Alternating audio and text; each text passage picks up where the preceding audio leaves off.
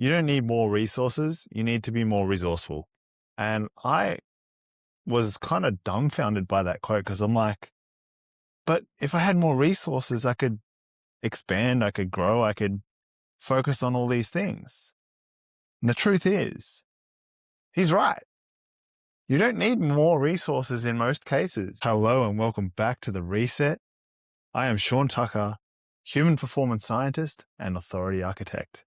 Today, we are in the living lab and I am documenting the struggle, the science, and really just something to impart to you as a high performance dad or someone who is ready to up level their life. Today, we're going to be sharing about the topic of what it means to be truly resourceful. You probably heard things like, you don't need more resources. You just need to learn more about resourcefulness, or you need to be more resourceful. And I remember reading that quote. I think it was Tony Robbins' quote. It's essentially it goes, you don't need more resources. You need to be more resourceful. And I was kind of dumbfounded by that quote because I'm like, but if I had more resources, I could expand, I could grow, I could focus on all these things. And the truth is, he's right. You don't need more resources in most cases. You actually just need to look at what you have and really explore what you don't even see that's on the table. And I'll give you a good example of this.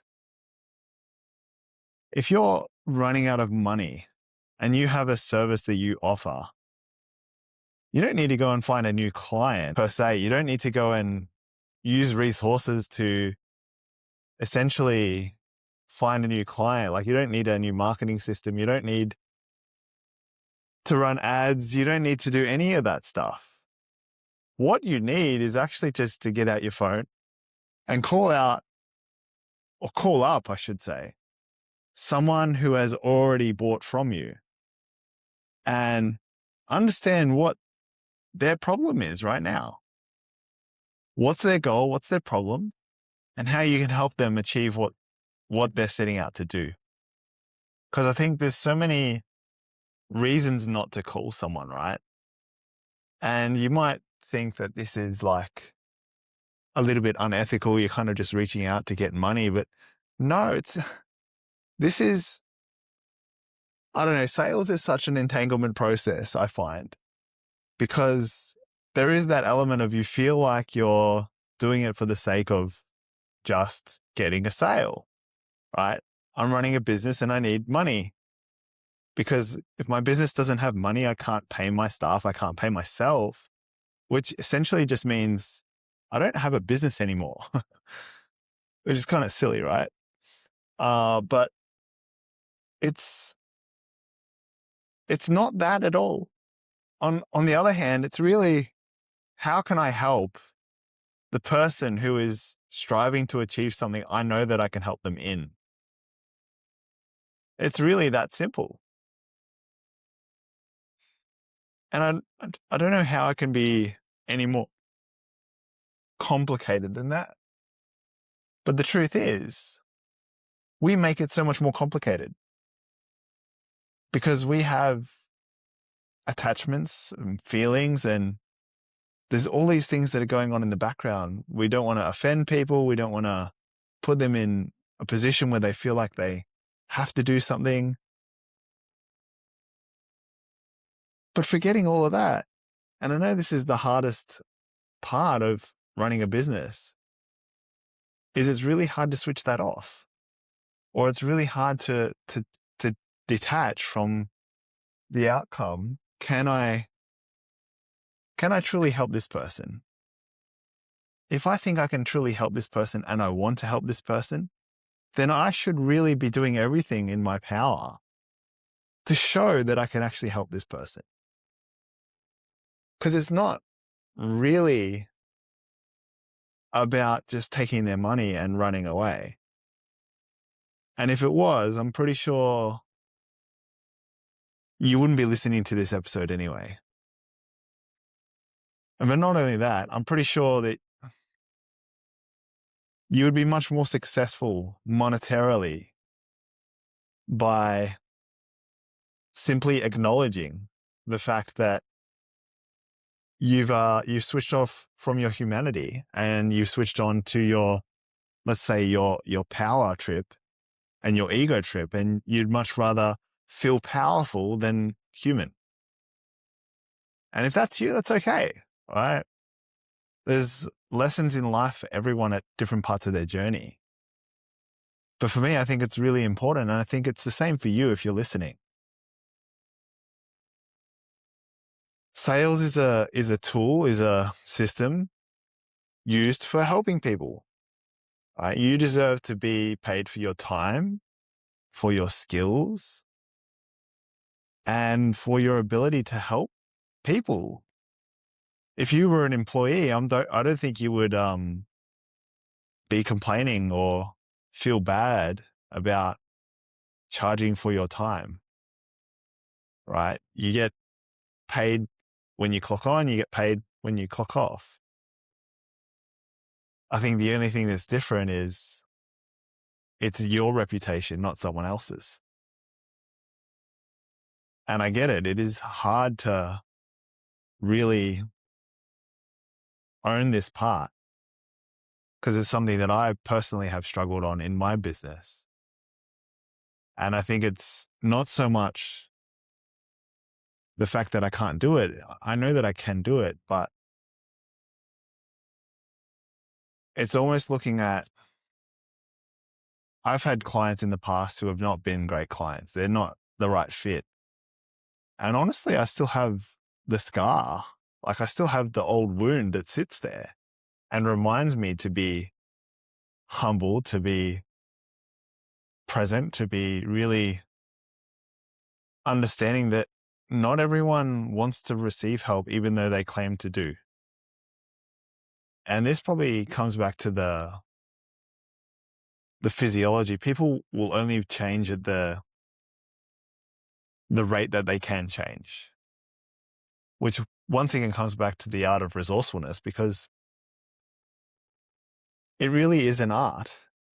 You have to look beyond the surface to see how many resources, to see what you truly do have.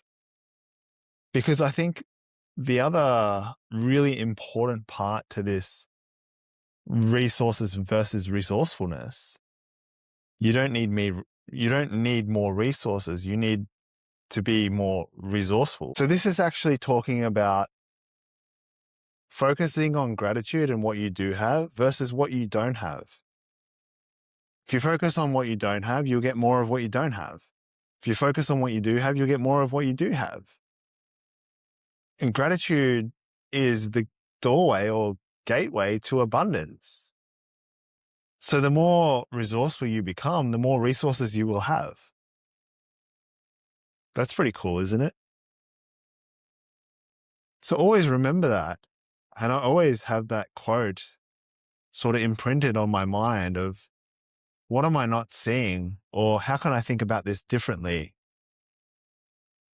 And what do I have currently that can really help elevate me out of this position? Because you can only solve a problem based on the level of thinking that you have. And that current problem requires a different level of thinking to solve it.